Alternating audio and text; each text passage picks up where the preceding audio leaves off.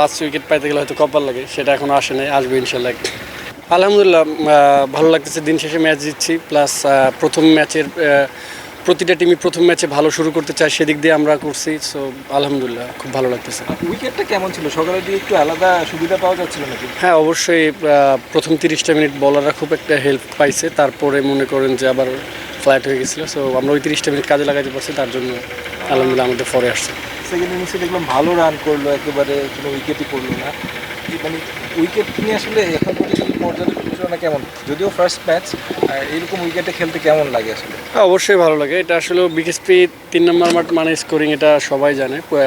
পুরো ডিপিএলের আপনি যদি দেখেন, এখানে 300 কাছে রান হয়। সো আমি মনে করবো যে উইকেট খুব ভালো ছিল। আপনার লিস্টে ক্যারিয়ার, ফার্স্ট ক্লাস ক্যারিয়ার, টি-20 ক্যারিয়ার, সব জায়গায় সর্বোচ্চ উইকেট প্রতি ইনিংসে 4টা করে, কোথাও 5 নাই। এটা কি আসলে খারাপ লাগে কিনা বা আক্ষেপ আছে কিনা? আজকেও পান নাই, কি সুন্দর শুরু করেও। আক্ষেপ বলতে না, আক্ষেপ নেই। যেটা 4টা তো খারাপ উইকেট না। সো 5 উইকেট পাইতে গেলে হয়তো কপাল লাগে, সেটা এখনও আসে নাই, আসবে ইনশাল্লাহ।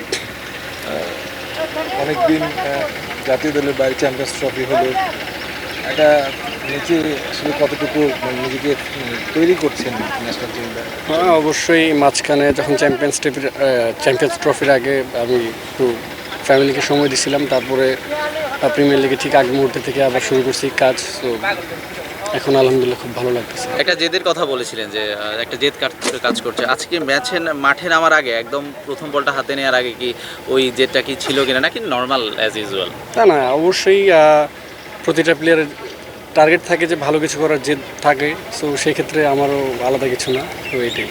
এবার লিগে আসলে কি টার্গেট নিয়ে এসে নেমেছেন? ফার্স্ট ম্যাচটা দারুণ হলো। আমার লিগে টার্গেট হলো আমি ফিট থেকে যাতে আর কয়েকটা ভালো ম্যাচ উপহার দিতে পারি, এইটাই। এখন নির্দিষ্ট কোনো গোল নাই, আল্লাহ যদি দূর নিয়ে যায়। কতটা উইকেট নেওয়ার না না, এই গোলটা নাই। সো দেখা যাক কত দূর যেতে পারি, এটাই। Thank you so much.